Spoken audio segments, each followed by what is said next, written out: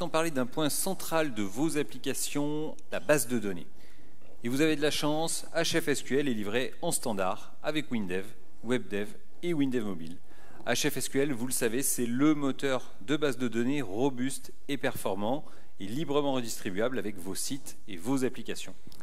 Il est disponible sous Windows, sous Linux, sous macOS, sous Android, sous iOS, pour vos applications desktop, serveurs, mobiles et vos sites web.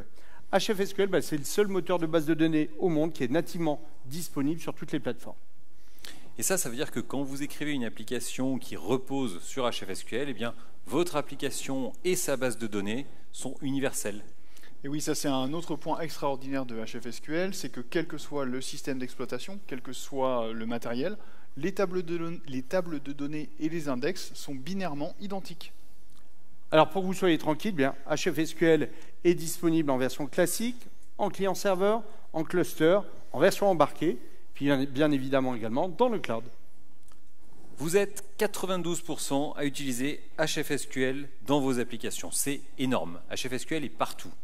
Et parmi ces 92%, bien vous êtes 67% à utiliser HFSQL et d'autres bases de données. Allez, maintenant parlons des nouveautés de HFSQL en version 28.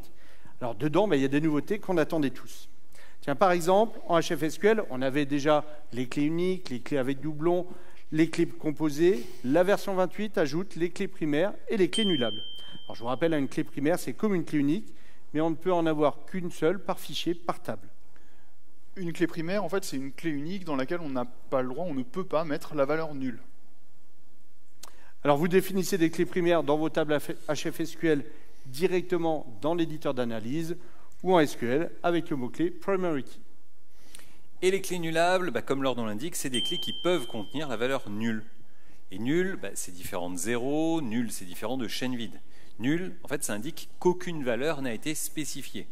Et en version 28, il devient possible de rechercher les valeurs nulles facilement avec HTRecherche. La fonction hsurveille, vous connaissez? Alors c'est une fonction WLangage qui permet d'être prévenu quand il y a un changement sur un fichier, sur une table ou même un enregistrement. Eh bien, c'est nouveau en version 28. La procédure qui est rappelée par hsurveille, elle peut maintenant être exécutée dans un thread secondaire. Même si le traitement qui est exécuté lors du déclenchement de hsurveille est long, eh bien, l'utilisateur n'est plus bloqué. En version 28, vos applications sont plus fluides. Autre nouveauté très utile, une nouveauté pour le spare HFSQL. Alors un spare, je vous rappelle, c'est une copie quasi temps réel du serveur HFSQL sur un autre serveur. Avec le spare, vous disposez à tout moment d'un serveur de secours prêt à prendre le relais. C'est indispensable dans le cas d'un PRA. Et c'est nouveau en version 28, vous pouvez exclure des dossiers de la réplication spare, comme par exemple les fichiers de log ou les archives. Donc ça fait moins de données à copier, ça va plus vite, ça prend moins de place, ça consomme moins d'énergie, ça coûte moins cher, c'est bon pour la RSE. Et maintenant, autre nouveauté de HFSQL avec une nouveauté dans le domaine de la sécurité. La connexion à la base de données peut maintenant être chiffrée avec l'algorithme AES 256. AES 256, c'est un algorithme de chiffrement de référence aujourd'hui. Une petite nouveauté mais super utile, la nouvelle propriété .code_SQL exécuté est à votre disposition en version 28 pour mettre au point facilement vos requêtes complexes. Alors vous le savez, dans WinDev, quand vous passez un paramètre nul dans une condition d'une requête, eh bien cette condition est ignorée. Du coup, quand il y a plein de paramètres, c'est facile d'en oublier un. La nouvelle propriété, donc .code_SQL exécuté, elle permet de visualiser le code SQL tel qu'il sera exécuté, tel qu'il sera envoyé au serveur.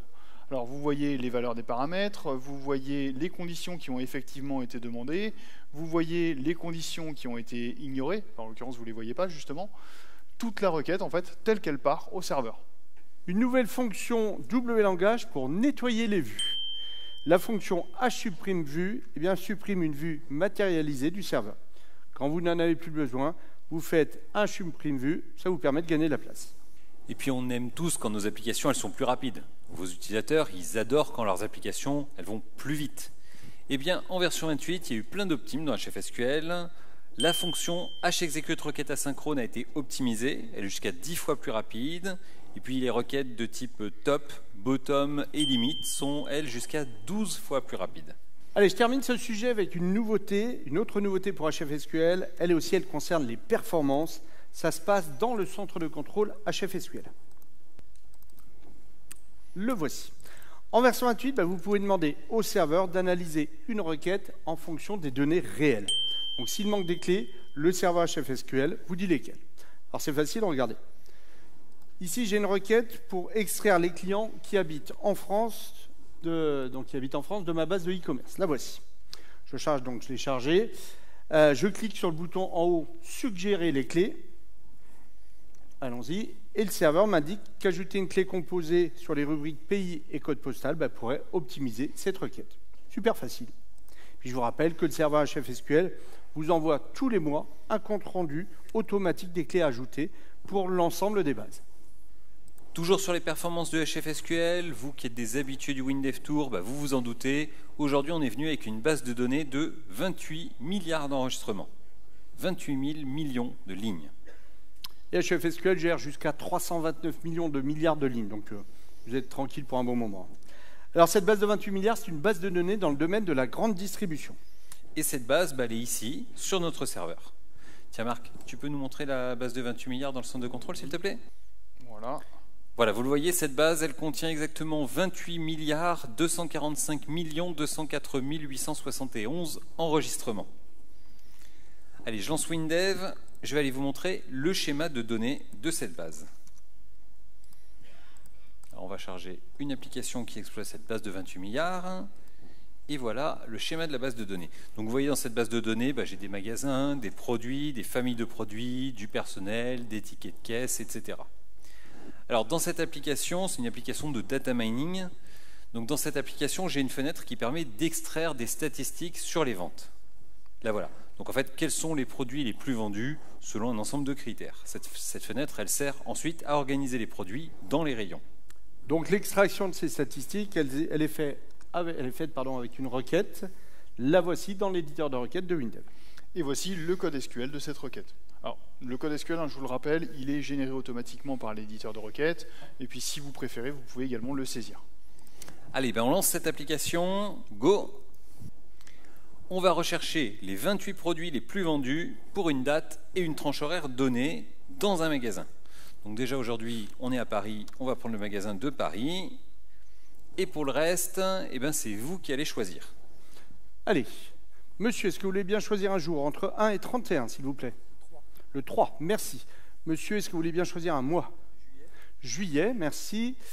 Et madame, est-ce que vous voulez bien choisir une année? Alors, on a un historique sur 3 ans, donc 2020, 2021, 2022. 2020, merci. Allez, on continue. Maintenant, on va choisir la tranche horaire. Monsieur, est-ce que vous voulez bien choisir une tranche horaire? Donc, vous voyez, on a 8h, 10h, 10h midi, etc. 12h, 14h, merci. Je clique pour lancer la requête et le résultat est immédiat. Voici donc les 28 produits les plus vendus dans le magasin de Paris le 3 juillet 2020 entre 12h et 14h. Il y avait un truc avec le saumon là. Il y avait peut-être une promo. Ouais. Et la tranche horaire d'après? Alors, donc entre 14 et 16h, qu'est-ce qu'il y avait? C'était la compote. Ouais. Il y avait des naissances. 28 milliards d'enregistrements, 28 milliards de lignes, résultat immédiat, c'est HFSQL. Et oui, HFSQL, c'est une base extrêmement performante au service de vos applications, au service de vos utilisateurs, au service de vos clients. Et la version 28 de HFSQL, elle vous offre des nouveautés pour exploiter facilement ces performances dans vos applications et dans vos sites. Clés primaires, analyse de requêtes, spare partiel. À chaque version, HFSQL est plus puissante et plus complète. HFSQL, c'est votre base de données.